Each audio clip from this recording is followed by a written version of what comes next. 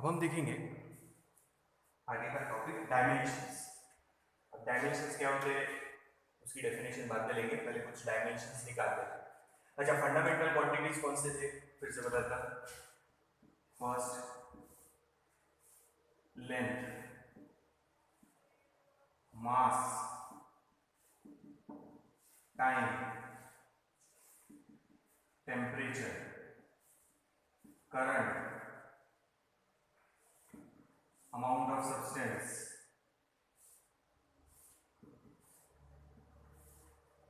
and luminous intensity।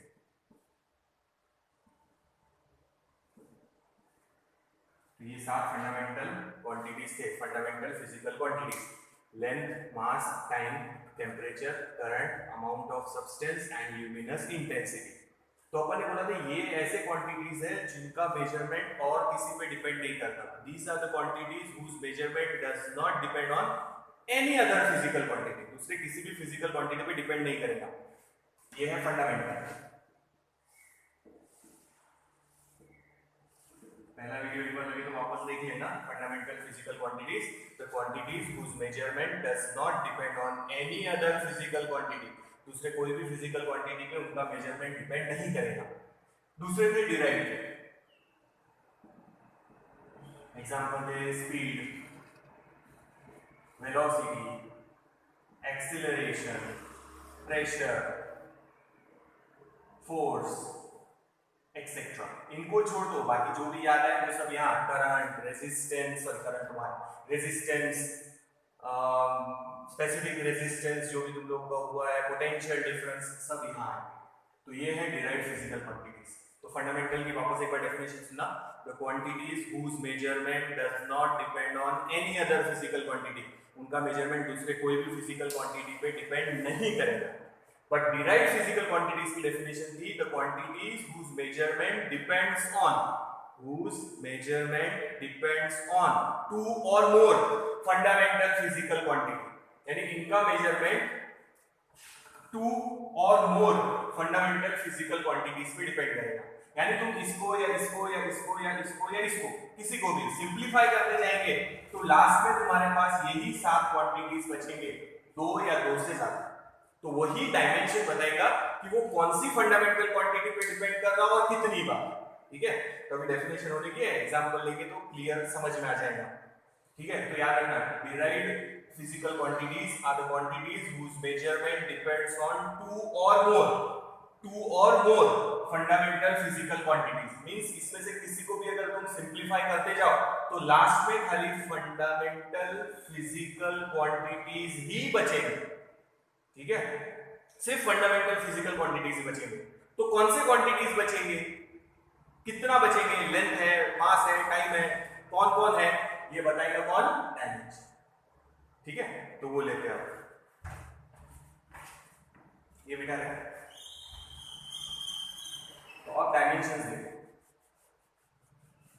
तो पहले याद रखो ये सभी 7 क्वांटिटीज ले सकते हैं अपन, पर अभी फिलहाल अपन 3 ही ले रहे हैं। 7 ले सकते हैं पर अभी अपन 3 ही ले रहे हैं। पहले फंडामेंटल के डायमेंशन निकाल लेते हैं और याद रखना वो किसी और पे डिपेंड नहीं करते। ठीक है, तो ये 3 ही चीजें इंक्लूड कर रहे हैं अभी अपन, ध्यान दो। फर्स्ट मास के डायमेंशंस। ठीक है, कैपिटल M, यहाँ ब्रैकेट बाय ब्रैकेट का मतलब डायमेंशन। ठीक है, M, L, T, अपन 3 ही ले रहे हैं। फिर क्या था, करंट। तो अगर करंट इंक्लूड किया, समझो जो कि बाद में करने वाले हैं, करंट इंक्लूड किया तो ऐसे लिखिए M, L, T और I लिखेंगे करंट के 4 होगा, 1 2 3 4। फिर बाद में टेम्परेचर लिया तो थीटा लिखेंगे उसके लिए, पर वो जनरली आने नहीं वाला, अपने को 4 तक ही रहेंगे। बाकी भी फंडामेंटल जैसे अमाउंट ऑफ सब्सटेंस तो अपने को है ही नहीं। ल्यूमिनस इंटेंसिटी का जब आएगा तब देखेंगे, यानी 2 वो क्वांटिटीज कट गए। ठीक है, और ये 4 6 एक क्वांटिटी बची है टेम्परेचर का देखेंगे, फिर थीटा लिखेंगे आगे आया तो। ठीक है, तो मास, लेंथ, टाइम, करंट ये लेने वाले। तो अभी फिलहाल करंट नहीं लेंगे। अब देखो मास कौन सी क्वांटिटी है, देखना समझना, डिफाइन होने का है, समझना एक बार। मास फंडामेंटल क्वांटिटी है, यानी वो और किसी पे डिपेंड करने वाला नहीं है। मास है तो मास के ऊपर यहाँ लिखेंगे 1, और टाइम पे डिपेंड नहीं करेगा तो लेंथ पे नहीं और टाइम पे भी नहीं, तो ऐसे 0। तो ये मास के डायमेंशन है, सिर्फ m के ऊपर 1 है मतलब वो फंडामेंटल क्वांटिटी है, मास पे डिपेंड करेगा और किसी पे डिपेंड नहीं करेगा। तो mass is a fundamental quantity which does not depend on any other physical quantity, कोई भी दूसरी क्वांटिटी पे डिपेंड नहीं कर रहा। बट डिराइव में 1 2 3 2 पे आएगा या 1 पे भी आएगा तो 2 3 पावर आएगा, ठीक है। देखते हैं ये देखो दूसरा देखो लेंथ के डायमेंशन। हाँ फिर से वही लिखेंगे, 3 ही ले रहे अभी, एम एल टी, बाद में करंट भी ऐड करेंगे। लेंथ है तो एल के ऊपर 1 लिख दो, मास पे डिपेंड नहीं करेगा, टाइम पे भी डिपेंड नहीं करेगा, ठीक है। नेक्स्ट देखो थर्ड, हाँ मास हो गया, लेंथ हो गया, बचा है टाइम। फिर से वही लिखेंगे, मास लेंथ टाइम। टाइम है तो टी के ऊपर 1 लिखो, इसके ऊपर 0, इसके ऊपर 0। तो डायमेंशंस ये बता रहे हैं कि ये क्वांटिटी इन तीनों में से कौन टाइप पे डिपेंड कर रही है। तो मास फंडामेंटल क्वांटिटी है तो खाली m के ऊपर 1 है, लेंथ फंडामेंटल क्वांटिटी है तो l के ऊपर 1 है, टाइम फंडामेंटल क्वांटिटी है तो t के ऊपर 1 है, बाकी दोनों 0 है। तो ये खाली टाइम पे डिपेंड कर रहा है, ये लेंथ और ये मास, ठीक है। तो ये फंडामेंटल क्वांटिटी डिराइव के लेंगे, फिर देखना थोड़ा सा आसान हो जाएगा, डेफिनेशन अभी हुई नहीं है।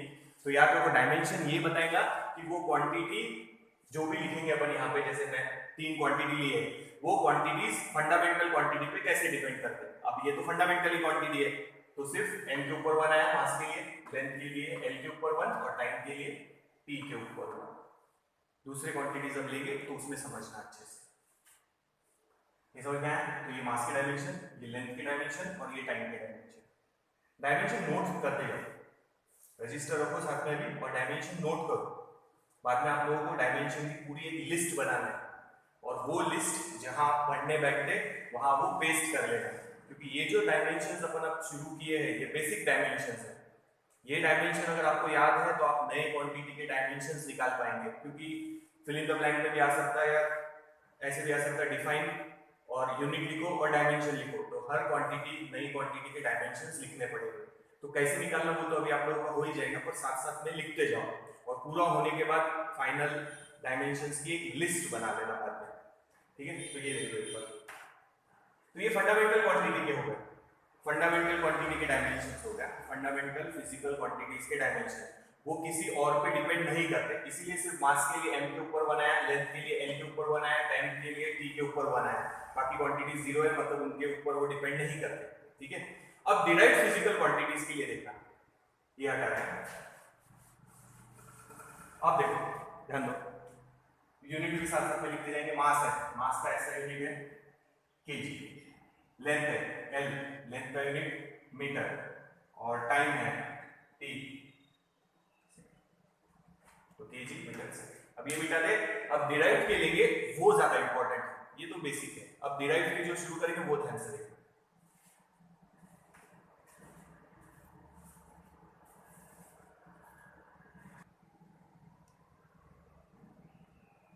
अब देखो आगे, अब डिराइव्ड फिजिकल क्वांटिटी, जैसे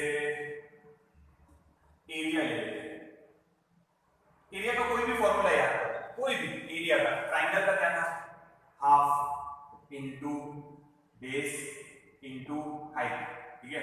या फिर सर्कल का एरिया क्या था, पाई आर स्क्वायर, ठीक है। या फिर रेक्टेंगल का लेंथ इंटू ब्रेथ, कोई भी एरिया का फॉर्मूला याद कर लो। स्फीयर का surface area 4 pi R square, तो ये है ट्राइंगल का, ये है सर्कल का, ये है रेक्टेंगल का और ये स्फीयर का सरफेस एरिया। तो एरिया कोई भी लो, एरिया की डायमेंशन लिख रहे हैं।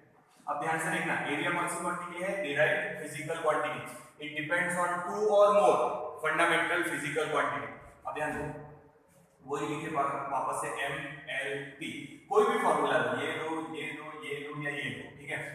किसी में भी मास नहीं है तो मास के ऊपर 0, लेंथ है यहाँ 1 यहाँ 1 मतलब 2 बार, अगर ये फॉर्मूला में देखेंगे तो पाई तो कांस्टेंट है, यहाँ 1/2 कांस्टेंट है, वो छोड़ो, क्वांटिटी देख ले, क्वांटिटी है रेडियस है 2 बार, स्क्वायर है ना 2 बार, यहाँ पे लेंथ इंटू ब्रेथ, यहाँ पे भी 2 बार, ये 4 और पाई तो कांस्टेंट है, रेडियस कितनी बार 2 बार, तो एल के ऊपर आएगा 2 और टाइम है नहीं कोई भी फॉर्मूले में, देखो समझ में आएगा, देखो m0 l2 t0, तो ये डिराइव्ड फिजिकल क्वांटिटी है, ये लेंथ पे डिपेंड करेगी कितनी बार, 2 बार लेंथ पे डिपेंड करेगी, तो it derived physical quantity depends on 2 और मोर, ये 2 और मोर आएगा बाद में, फंडामेंटल फिजिकल क्वांटिटी, तो ये लेंथ पे डिपेंड कर रहा 2 बार, देखो समझ में आया। इसके पहले जो डायमेंशन लिखे थे वो फंडामेंटल फिजिकल क्वांटिटीज के थे, लेंथ मास टाइम वो टाइप पे डिपेंड नहीं करते, तो खाली m के ऊपर 1 था मास के लिए, लेंथ के लिए l के ऊपर 1 था और टाइम के लिए t के ऊपर, तो ये मास रिप्रेजेंट करता m, ये लेंथ रिप्रेजेंट करता और ये t मतलब क्या रिप्रेजेंट करता टाइम। जब करंट आएगा तो एक और क्वांटिटी लिखेंगे सामने i, ठीक है। फिर से देखो m रिप्रेजेंट, जब डायमेंशन लिखते तो उसको ऐसे लिखेंगे m l t, ये रिप्रेजेंट कर रहा मास, ये रिप्रेजेंट कर रहा लेंथ, ये रिप्रेजेंट कर रहा टाइम, थोड़ा बाद में आएगा यहाँ पे एक और लेंगे I रिप्रेजेंट करेगा करंट, टेम्परेचर के लिए भी आएगा तो बाद में देखेंगे, तो अपने को ये 4 यूज करते हैं। तो अपन ये बता रहे हैं कि ये जो क्वांटिटी है एरिया, मास, लेंथ, टाइम, करंट, यानी फंडामेंटल क्वांटिटीज पे कैसे डिपेंड कर रहा है। तो कोई भी फॉर्मूला अगर लिखेंगे तो लेंथ कितनी बार है 2 बार, कोई भी फॉर्मूला चेक करो, मास नहीं है टाइम नहीं है, तो अपन ये बता रहे हैं कि ये क्वांटिटी फंडामेंटल फिजिकल क्वांटिटीज पे कैसे डिपेंड करती है। जब मास लिया था खाली तो m के ऊपर 1 आया था, बाकी सारे 0। जब लेंथ लिया था तो l के ऊपर 1 आया, और जब टाइम के लिए लिया था तो t के ऊपर 1 था, बाकी सब 0।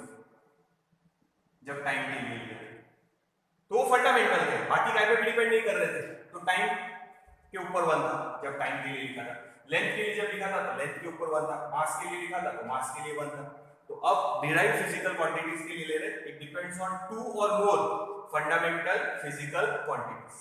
तो कैसे डिपेंड कर रहे हैं, कितनी क्वांटिटी है, कौन सी क्वांटिटी है वो बताना है। देखो m stand for mass, l stands for length, t stands for time, बाद में I आएगा and I stands for current. Total 7 हो सकते हैं पर 7 पूरे कभी काम नहीं आएंगे, अपने ये मेन 4 ही काम आएंगे, टेम्परेचर का बाद में लास्ट में बता दूंगा कैसे करना है, पर अभी फिलहाल अपने को ये 4 ही काम आएंगे, m l t I। m मतलब मास, ये क्वांटिटी कोई भी इसमें मास नहीं है तो m के ऊपर अपने 0 लिखा। लेंथ, लेंथ कितनी बार है देखो, यहाँ पे 2 बार, यहाँ पे 2 बार, यहाँ पे स्क्वायर है मतलब 2 बार, यहाँ पे b और h मतलब 2 बार, और टाइम नहीं है, समझ में आ रहा है, डेफिनेशन होने की एक लिमिट है, समझ में आया ना। m स्टैंड्स फॉर इसमें मास, लेंथ, टाइम, तो अभी ये करंट नहीं ले रहे, बाद में आएंगे जब काम मिलेगा, इसमें करंट का कोई काम नहीं है। तो ये क्वांटिटी मास, लेंथ और टाइम यानी फंडामेंटल क्वांटिटी पे कैसे डिपेंड करती है वो बता दिया, l/2 यानी लेंथ पे 2 बार, कोई भी फॉर्मूला लो उसमें लेंथ कितनी बार होंगी 2 बार, एरिया में लेंथ कितनी बार 2 बार, देखो ठीक है, बिठाओगे समझ में आया ना।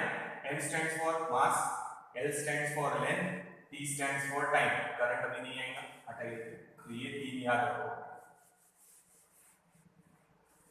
अब देखो, अब तुम लोग भी बताना, फिफ्थ एरिया हो गया तो वॉल्यूम ले ले, हाँ बताओ वॉल्यूम का फॉर्मूला, रेक्टेंगुलर पैरेललोपेपाइड होगा तो length into breadth into height, cylinder होगा अगर तो pi R square H, cylinder का formula pi R square H, sphere होगा 4/3 पाई आर क्यूब, तो कोई भी वॉल्यूम का फॉर्मूला ले लो, क्यूबॉइड होगा तो साइड क्यूब, कोई भी फॉर्मूला लो वॉल्यूम का जो तुम्हारे को याद है, ये है रेक्टेंगुलर पैरेललोपेपाइड यानी ऐसा,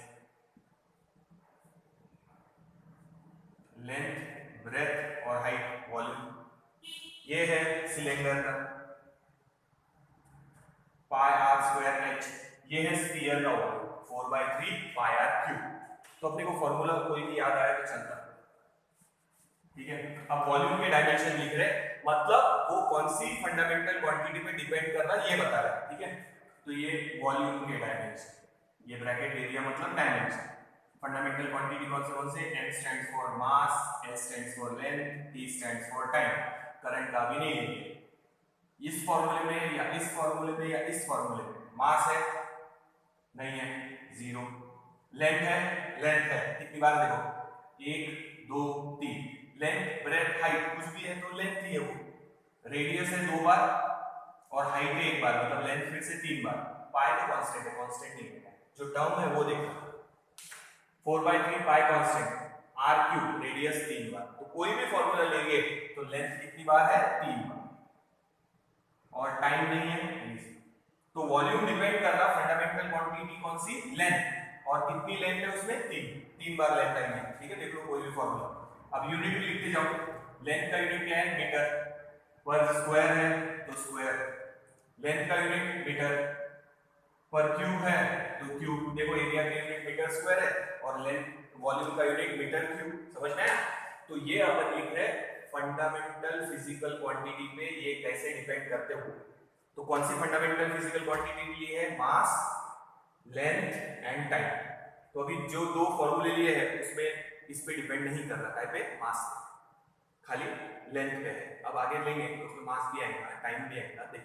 देखो समझ में आएगा। डेफिनेशन अभी भी नहीं दी है, डेफिनेशन लेने की बात है, पहले इतना देखें। तो ये डायमेंशंस नोट करते जाओ, साथ साथ में डायमेंशन नोट डाउन कर लो। तो अब देखो क्या क्या डायमेंशन हो गए, एरिया के और ये वॉल्यूम के। ये लर्न करते हैं डायमेंशंस, बेसिक डायमेंशन है, यानी अपन जो भी 20-30 डायमेंशन लेंगे वो आपको लर्न रखते हैं। अगर वो आपको लर्न हुए तो आप फिर कोई नई क्वांटिटी आएंगी तो उसके डायमेंशन निकाल पाएंगे। ये चैप्टर 2 साल चलेगा। देखो वॉल्यूम के फॉर्मूले तो आपको पता थे, एरिया के फॉर्मूले पता थे, इसलिए आप डायमेंशन निकाल पाए। अगर आपको फॉर्मूला नहीं पता तो आप डायमेंशन नहीं निकाल पाएंगे।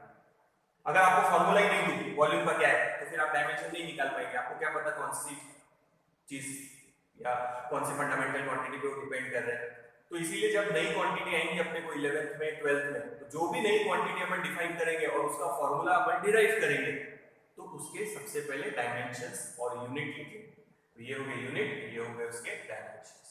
ठीक है, देख लो एक बार। डेफिनेशन अभी भी नहीं हुई है, सिर्फ अपन ये बता रहे हैं जो डिराइव्ड फिजिकल क्वांटिटीज है वो फंडामेंटल क्वांटिटीज पे कैसे डिपेंड करते हैं।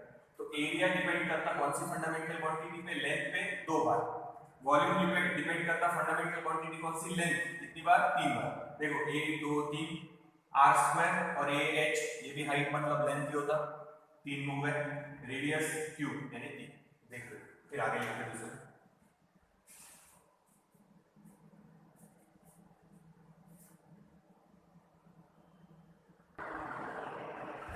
अब नेक्स्ट डायमेंशन देखो। डायमेंशन की डेफिनेशन अभी भी नहीं ली है, पहले समझ लेते क्या है। डेंसिटी, डेंसिटी का फॉर्मूला क्या है, मास अपॉन वॉल्यूम। ठीक है, तब देखो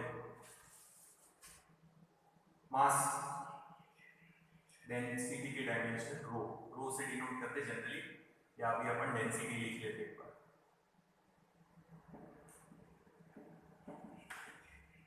एम एल टी, इसके डायमेंशन ध्यान से देखना बस।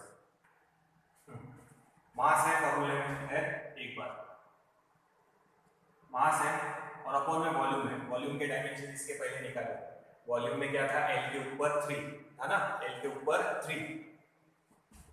वॉल्यूम नीचे है मतलब नीचे एल के ऊपर 3, तो यहां ऊपर आएगा -3 0। ठीक है, तो इसको सिंप्लीफाई करके लिखिए। ठीक है, डायरेक्टली लिख सकते हैं ऐसा। एक मेथड ये है कि मास है, मास लिख लिया, ऊपर है 1, वॉल्यूम अपॉन में है तो वॉल्यूम का L/3 है अपॉन में, तो ऊपर जाके माइनस। ठीक है, ये बिटा रहे। फिर से एक बार पूरा डिटेल में बता रहे। चलो, dimensions of density is equals to dimensions of mass upon dimensions of volume. हाँ, डायमेंशंस ऑफ मास बताओ क्या थे, m1 l0 p0, ये थे मास के डायमेंशन। वॉल्यूम के डायमेंशंस बताओ, फॉर्मूला लिखा है डेंसिटी मास अपॉन वॉल्यूम। सो m l p, साथ साथ में लिस्ट बनाते जाओ। वॉल्यूम के डायमेंशन ये 0, ये l/3, ये d/3। यहाँ लॉज ऑफ इंडाइसिस रहे, फिर से एक बार लॉज ऑफ इंडाइसिस बता देता। देखो हुआ है हम लोग का a⁻x into b raise to y a raise to x into a raise to y। अगर बेस सेम है तो पावर की एडिशन होगी, ध्यान रखो x प्लस y, ये है फर्स्ट रो इंडाइसेस में। a raise to x a raise to y, यानी अगर बेस सेम है तो पावर की एडिशन मल्टीप्लिकेशन है। Second a raise to x upon a raise to y, base same है a तो पावर जैसे डिवीजन है तो सबट्रैक्शन है, a raise to x minus y। याद रखो यार, a raise to x a raise to y multiplication में है तो x plus y, a raise to x a raise to y division में है तो बेस वही रखना और पावर का subtraction x minus y। a raise to x और रेज टू y है ऐसा, तो इसको ऐसा लिखेंगे a raise to x into y, a raise to x और पूरा ब्रैकेट है और y, ये थर्ड फॉर्मूला, तो a raise to x raise to y है तो a इंटू एक्स वाई ऐसे लिखेंगे। उसके बाद 1 upon a raise to x है तो वो ऊपर अगर लिखना है ऐसे तो नीचे प्लस x है तो ऊपर माइनस x, तो ये याद रखो। लॉज ऑफ इंडाइसेस देख लो एक बार, वो अभी काम आएंगे अपने। हाँ देखो a raise to x a raise to y multiplication में है तो पावर के एडिशन करना x plus a raise to x upon a raise to y division में है, बेस सेम है a raise to x minus y, a raise to x whole thing raise to y तो ऐसा product में लिखना x y। यहाँ पे a raise to x है अपॉन में ऊपर लिखेंगे तो माइनस, अगर ये माइनस होता a raise to minus x upon में तो ये ऊपर क्या हो जाएगा प्लस, तो ये यही करना है अपने को ऐसा। देखो सर मैंने ये रूल और ये रूल याद रखा, मैथ्स में हुआ है मे भी शायद 8 9 में हुआ होगा, 7 में भी हो सकता मैथ्स में। लॉज ऑफ इंडाइसेस बोलते हैं इसको, लॉज ऑफ इंडाइसेस, ये 4 लॉज याद रखो, ठीक है मिटा देंगे, समझ में आया?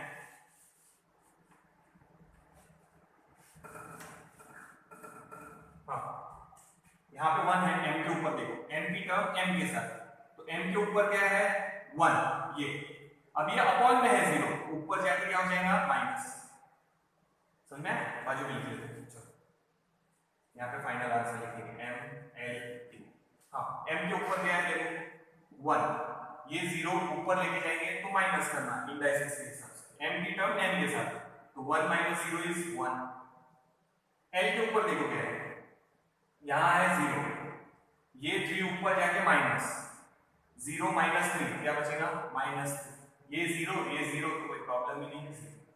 तो पहले तो डायरेक्ट बनाया था, अब देखो ये माइनस क्यों लिया क्योंकि अपॉन में ऊपर जाके माइनस, तो यूनिट क्या लिखेंगे मास का केजी, लेंथ का देखो फिर से बता रहा गैप देना, एकदम चिपका के नहीं लिखना, थोड़ा सा दूर लिखना, मीटर रेज टू माइनस, या फिर अपन ऐसा लिखते हैं केजी अपॉन का साइन मीटर क्यूब, केजी पर मीटर क्यूब, या ऐसे भी लिख सकते हैं केजी ऊपर 1 है और लेंथ का मीटर माइनस, देखो समझ में आया? तो ये काय के डायमेंशन हो गए डेंसिटी के, तो डेंसिटी काय पे डिपेंड करता है मास पे एक बार और लेंथ पे 3 बार, तो माइनस है मतलब लेंथ अपॉन में, तो ये थोड़ा सा याद रखो। Derived physical quantity depends on 2 और मोर फंडामेंटल फिजिकल क्वांटिटीज, तो वही बता रहे। देखो अब डेफिनेशन सुनो, एक बार सुन लेना, फिर से एक बार रिपीट करूंगा बाद में। What are dimensions? Dimensions are the power, देखो ये डायमेंशंस है, ये जो पावर में लिखे हैं वो डायमेंशन है, वो ये बताएंगे कि जो डेंसिटी है वो मास पे कैसे डिपेंड कर रही है, लेंथ पे कैसे डिपेंड कर रही है और टाइम पे कैसे डिपेंड कर रही है, ठीक है? So what are dimensions? Dimensions are the power, dimensions are the power to which fundamental quantities are raised. ये कौन सी क्वांटिटीज है? Fundamental quantities. फंडामेंटल क्वांटिटीज के ऊपर पावर लिखे, मन से नहीं लिखे, रूल के हिसाब से जो है वो मास एक बार और लेंथ है वॉल्यूम मतलब लेंथ 3 बार अपॉन में है, तो ऊपर ले जाके माइनस लिख दिया, उसको -3 कर दिया, लिखा ना -3 और ये 1, ठीक है? सो फिर से सुना, पावर डायमेंशन किसी भी क्वांटिटी के डायमेंशन निकाल रहे हैं मतलब वो फंडामेंटल क्वांटिटी पे कैसे डिपेंड कर रहे हैं वो लिख रहे हैं पावर के फॉर्म में, मास पे एक बार लेंथ पे 3 बार मतलब माइनस है मतलब अपॉन में है, ठीक है, देखो power to which fundamental quantities are raised, power to which fundamental quantities are raised to get the derived quantities. Fundamental quantity के ऊपर पावर लिख रहे हैं सच दैट कौन सी क्वांटिटी मिल रही, डिराइव्ड क्वांटिटी। फिर से सुनना, dimensions are the power, power में लिखा है to which fundamental quantities are raised, mass length time fundamental quantity है, ये डेंसिटी फंडामेंटल क्वांटिटी पे डिपेंड करेगी। कैसे डिपेंड करेगी वो कौन बता रहा, डायमेंशन। अब डेफिनेशन ध्यान से सुनना, dimensions are the power to which fundamental quantities are raised to get the derived quantities, power to which fundamental quantities are raised to get the derived physical quantities. फिर से सुनना, डायमेंशंस आर द पावर, ये जो power में लिखे वो dimension है, dimensions are the power to which fundamental quantities are raised to get the derived physical quantities। Hindi में बोले तो अपन वहां ये एक्सप्लेन कर रहे हैं कि ये जो ये जो डिराइव्ड क्वांटिटी है वो फंडामेंटल क्वांटिटी पे कैसे डिपेंड कर रही है।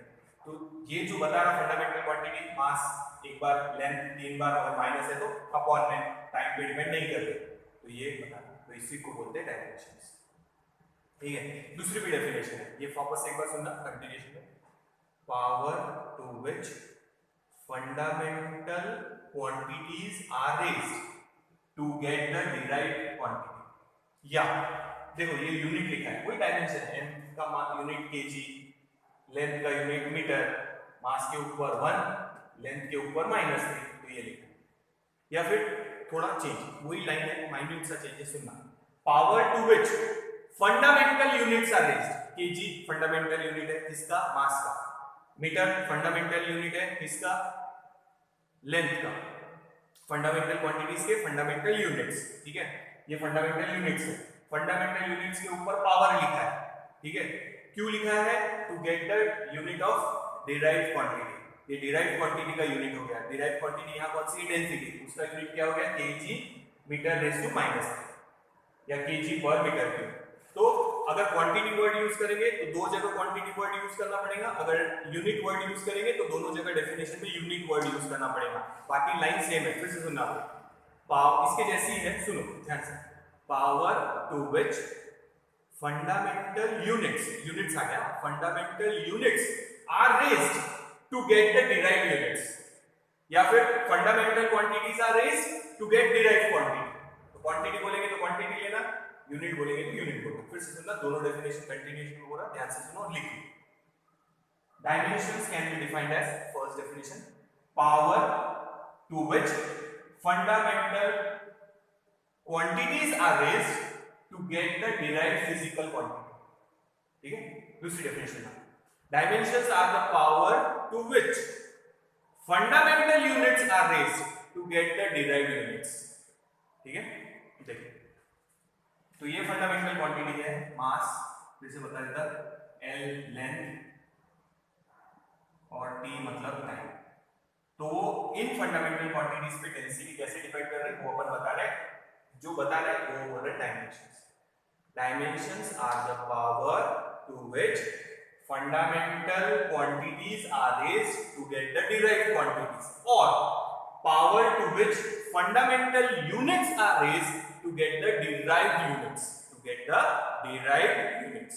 डेफिनेशन देख लो और ये डायमेंशंस याद रखो, तो बेसिक डायमेंशन लर्न रखो तो आगे के डायमेंशन निकाल पाएंगे। यूनिट लिखते जाना साथ साथ में, देखो ये हो गए डेंसिटी के डायमेंशन, आगे निकालते जाओ, देखो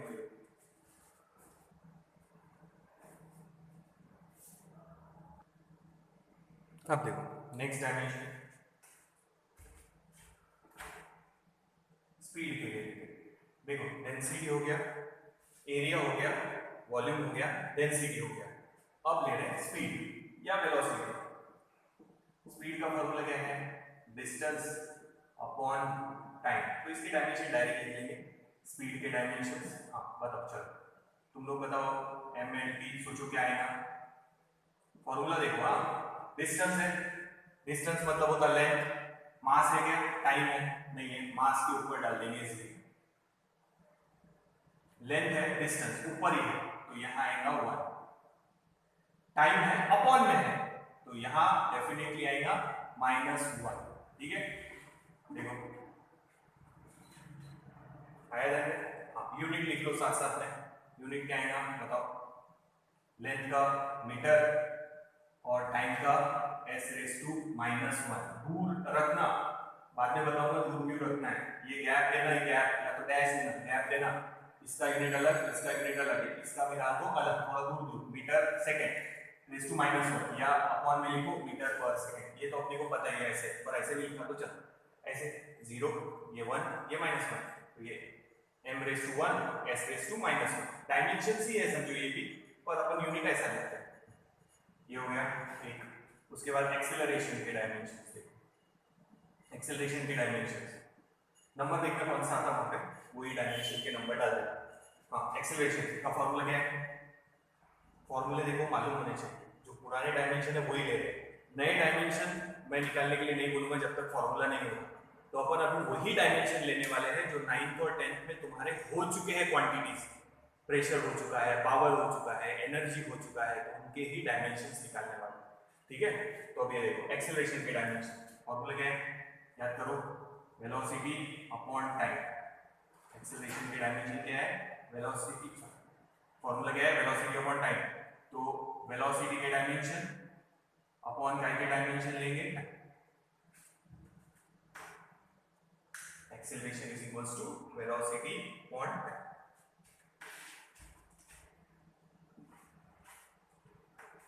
ठीक है, तो वेलोसिटी के डायमेंशन निकल चुके हैं, वो सब्स्टिट्यूट करो। क्या है? m0 l0 l⁻1 and t⁻⁻1 और टाइम के डायमेंशन अपॉन में पहले डिराइव हो चुके हैं, फंडामेंटल क्वांटिटी है m0 l0 t⁻1। डायमेंशन सामने रखो, फॉर्मूला लिखेंगे ना तो डायमेंशन मालूम होने चाहिए, ठीक है। तो एक्सेलरेशन का फॉर्मूला है वेलोसिटी अपॉन टाइम, तो अपन ऑर्डर से ले रहे हैं कि वेलोसिटी हुआ तो एक्सेलरेशन, अब एक्सेलरेशन हो गया तो फोर्स निकालेंगे, फोर्स की डायमेंशन निकालेंगे ऐसा। तो ये देखो एक्सेलरेशन का फॉर्मूला वेलोसिटी अपॉन टाइम, ये हो गए वेलोसिटी के डायमेंशन, ये हो गए। अब फिर से एक बार और बता देता हूं लॉज ऑफ इनडाइसिस के हिसाब से, बाद में डायरेक्ट करेंगे।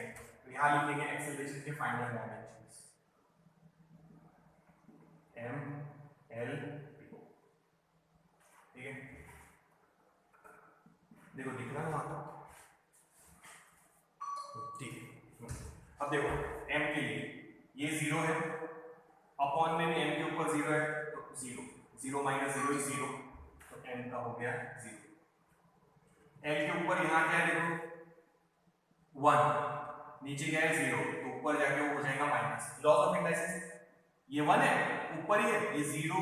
देखो m की टर्म m के साथ सॉल्व कर रहे हैं, l की टर्म l के साथ सॉल्व कर रहे हैं, t की टर्म t के साथ, बेस सेम होना चाहिए। पावर की एडिशन सब्ट्रैक्शन जो रूल बताया वो याद रखो। l⁻1 है और ये 0 है, इसको ऊपर लेके जा रहे हैं तो माइनस। अब 1 - 0 इज 1, कोई प्रॉब्लम नहीं है। अब यहां देखो -1 है, किसके ऊपर? t के ऊपर, और ये नीचे +1 है, ऊपर लेके जाएंगे तो -1। समझ में आ रहा है? ये देखो t की टर्म t के साथ, यहां है -1, ये ऊपर लेके जाएंगे -1, तो -1 -1 -2, तो ये हो गया -2। So these are the dimensions of acceleration, ठीक है। एक्सेलरेशन के डायमेंशंस हो गए। यूनिट लिखो, मास तो नहीं है, लेंथ है, लेंथ है मीटर 1 ही है, ये है टाइम -2, तो s⁻⁻2 गैप रखना। अगर kg होता तो वो भी गैप से लिखते, तो थोड़ा गैप रखना, या फिर अपन जो हमेशा लिखते मीटर पर सेकेंड ऐसे भी लिखा तो चले। फिर से एक बार डायमेंशन की डेफिनेशन बता रहा, बेसिक डायमेंशन ही ले रहे हैं, ये सारे डायमेंशन लर्न करना। अपन ऑर्डर से जा रहे हैं, इसका डायमेंशन किसमें काम है, अब ये डायमेंशन किस और में काम आएगा, तो लर्न रखने हैं आपको। ये सारे बेसिक डायमेंशन जो भी 20-22 डायमेंशन होंगे वो सारे आपको बाय हार्ट लर्न करने पड़ेंगे। तो इसीलिए बोलो जो डायमेंशन होंगे वो साथ साथ में लिखते जाओ, जैसे मैं लिख रहा बोर्ड पे वैसे नोट डाउन करो। टेक्स्ट बुक में नहीं दिए हैं, टेक्स्ट बुक में फाइनल आंसर दिए हैं खाली, तो वो आप टैली कर लेना उसमें। और जब पूरा हो जाए तो एक चार्ट बना लेना जिसमें खाली डायमेंशन लिख दो, सॉल्व करने की मेथड टेक, जैसे वेलोसिटी की ये डायमेंशन, एक्सेलरेशन की ये डायमेंशन, तो ऐसे चार्ट भी बना लेना।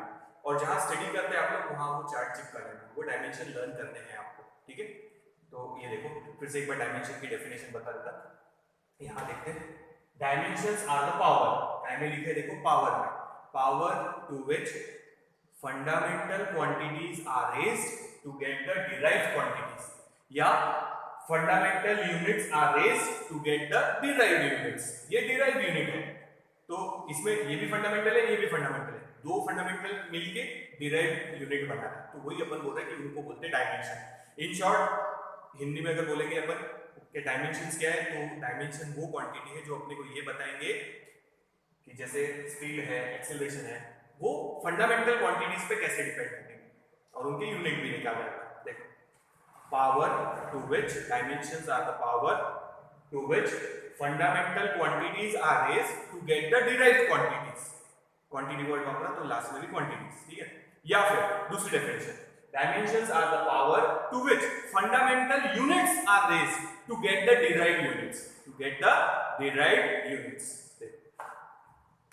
आगे भी ये देखो, लिखते जाओ साथ साथ में, वीडियो चल रहा कंटिन्यूएशन में पर आप पॉज करके लिख सकते हो।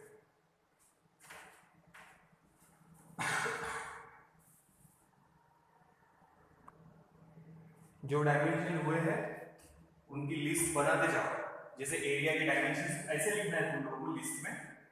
एरिया के डायमेंशन क्या थे, m0 l2 t0।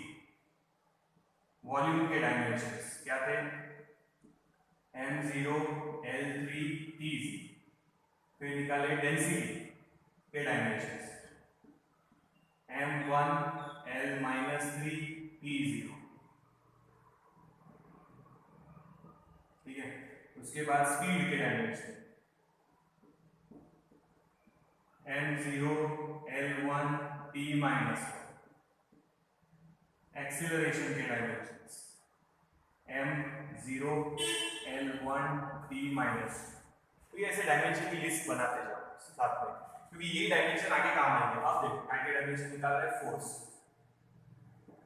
फोर्स का फॉर्मूला क्या है, मास इनटू एक्सेलरेशन। फॉर्मूला मालूम है तो आप डायमेंशन निकाल सकते हैं, ठीक है। फोर्स के डायमेंशन,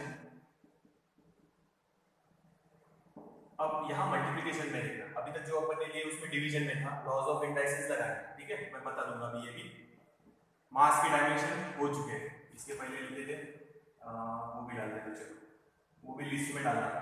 मास के m1 l0 t0, ठीक है। उसके पहले लिखना अपन यहाँ लिखते हैं लेंथ के डायमेंशन से m0 l1 t0 और टाइम के डायमेंशन से m0 l0 t1। तो ऐसे लिस्ट बनाते जाओ, जैसे जैसे डायमेंशन जैसे सॉल्व कर रहे हो वो तो लिखना ही है, और एक दूसरे कागज पे लिस्ट बनाओ अच्छे से स्केच पेन वगैरह से, ताकि जब आप पढ़ने बैठे तो आपको डायमेंशन क्लियर सामने दिखे। तो ये लिस्ट बनाते जाओ साथ साथ में, उसमें ऐड करते जाओ, ठीक है। तो ये लिस्ट सामने है और उसमें वैल्यू सब्स्टिट्यूट करेंगे, ये हटा रहे हैं। देखो मास के डायमेंशन काम आएंगे और एक्सीलरेशन के डायमेंशन काम आएंगे, तो आप अपनी लिस्ट बना लो उसकी।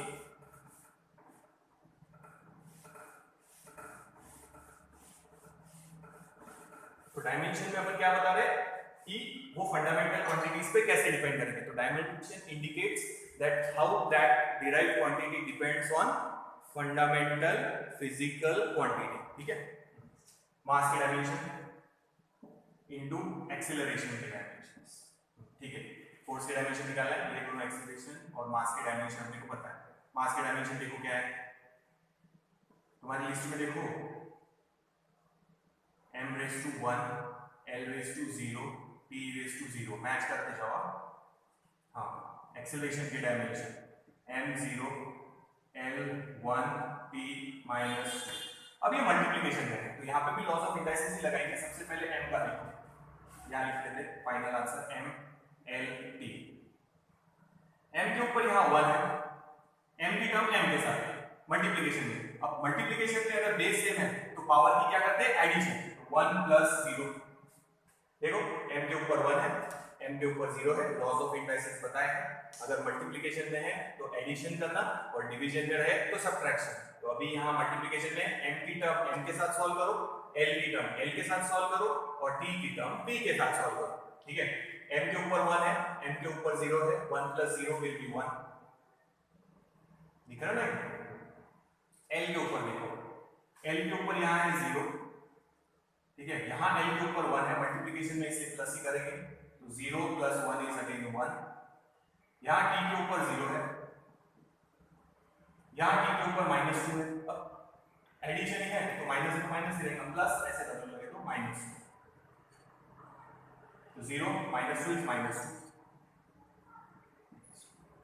तो देखो यूनिट मास का केजी, लेंथ के ऊपर भी है तो मीटर, थोड़ा दूर लिखना, गैप देना, और टाइम का raise to -2 s raise to -2 ये यूनिट है, या फिर अपन ने साइंटिस्ट के नाम पे लिखते अपन फोर्स का यूनिट न्यूटन। पर अगर फिल इन द ब्लैंक में आया कि KG metre s raise to -2 ये काय का यूनिट है, तो डायमेंशन याद होंगे तो तुम पहचान पाएंगे m1 l1 t -2। देखो यहाँ जो है 1 1 -2 यूनिट में भी वही है 1 1 -2, ये मास का, ये लेंथ का और ये टाइम का, इसीलिए डेफिनेशन में या तो क्वांटिटी बोल सकते हैं या यूनिट बोल सकते हैं, सेम है 1 1 -2 1 1 -2। अगर आपने पहचान लिया कि ये डायमेंशंस, लिख लेना इसको, ये ऐसे यूनिट दिखा तो ये लिखना, और पहचान में आना चाहिए कि ये लर्न होने चाहिए ये क्या डायमेंशन है, फोर्स की। तो अगर आपको न्यूटन नहीं भी दिया, आपको फिल इन द ब्लैंक में खाली इतना देखिए KG metre s raise to -2 ये काय का यूनिट है, तो पहचान में आना चाहिए this is the unit of force, ठीक है। तो ये फोर्स का यूनिट हो गया, या साइंटिस्ट के नाम पे अपन लिखते हैं न्यूटन। तो ये हो गए डायमेंशंस किसके, फोर्स के। देखो नोट डाउन करो, तो ये कौन सी क्वांटिटी पे डिपेंड करता, मास पे, लेंथ पे और टाइम पे, तीनों पे डिपेंड करता है। मास पे एक बार, लेंथ पे एक बार, टाइम पे 2 बार, मगर अपॉन में, ठीक है। देखो एक बार, मतलब अपॉन का मतलब टाइम के साथ इनवर्स वेरिएशन, मास के साथ डायरेक्ट वेरिएशन है, लेंथ के साथ डायरेक्ट वेरिएशन है, टाइम के साथ अपॉन में मतलब इनवर्स वेरिएशन है। उस पे कैसे डिपेंड करेगा, इनवर्सली अपॉन में, ठीक है। देखो आगे की डायमेंशन निकालते हैं, देखिए अब फोर्स के निकल गए ना, तो फोर्स का यूज करके दूसरे निकालते हैं, ये समझना है।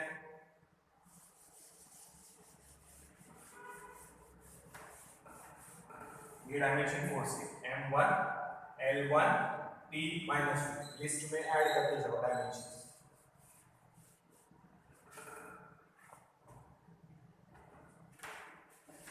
देख लो एक बार, नेक्स्ट कंटिन्यू करते हैं। अब देखो नेक्स्ट डायमेंशन, फोर्स हो गया ना, तो फोर्स से रिलेटेड निकाल लेते हैं pressure. Pressure is equals to force upon area, याद है ना प्रेशर का formula, pressure is equals to force upon area. तो ये हो गए प्रेशर के डायमेंशन, यहाँ लिखेंगे फोर्स के डायमेंशन, यहाँ लिखेंगे एरिया के डायमेंशन। हाँ फोर्स के डायमेंशन इसके पहले निकाले मास इनटू एक्सीलरेशन वाले से। देखो डायमेंशन क्या है, m l t, लिस्ट बनाए हैं सामने रखो, ठीक है। फोर्स के dimension m1 l1 t -2, area के डायमेंशन निकाले हैं लिस्ट में, देखो m0 l2 t0, final answer लिख रहे हैं m l t, ठीक है। हाँ ध्यान दें डिवीजन में है, ठीक है, डिवीजन में है, m की टर्म m के साथ, यहाँ m के ऊपर 1 है, यहाँ 0 है, तो 1 -0, ये 1 और ये ऊपर जाके माइनस, तो 1 -0, तो ये हो गया 1 1 -0। अब l के ऊपर देखो, यहाँ है 1, नीचे है 2, ऊपर जाके हो जाएगा -2, तो 1 -2 इट इज -1, ठीक है। t के ऊपर देखो, अब नीचे तो 0 ही है, तो कोई फर्क नहीं पड़ेगा।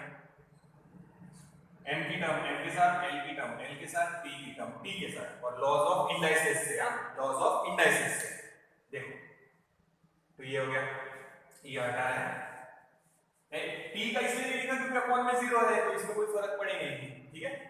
यूनिट देखो, मास का केजी, लेंथ का मीटर, गैप देना, और टाइम का सेकंड s रेज़ टू -2। या फिर अपन इस पर से लिखते हमेशा न्यूटन, साइंटिस्ट का, एरिया का metre square, Newton per metre square में लिखते हैं, या लिखते पास्कल, साइंटिस्ट के नाम। तो ये भी यूनिट है, पर ये भी है, ये आया तो पहचानते आना चाहिए डायमेंशन से, 1 -1 -2 1 -1 -2, तो ये डायमेंशन पर से पहचानते आना चाहिए कि काय का यूनिट है, ठीक है, समझ में आया। तो ये KG metre raise to -1, second raise to -2। तो याद रखो these are the dimensions of pressure. देख लो ये भी यूनिट है, ये लिखते हैं अपन generally newton per metre square या पास्कल, पर फिल इन द ब्लैंक में आया तो ये भी पहचानते आना चाहिए कि ये प्रेशर के डायमेंशंस है या प्रेशर के यूनिट्स। देख लो these are the dimensions of pressure m1 L-1 T-2। List में ऐड करते जाओ।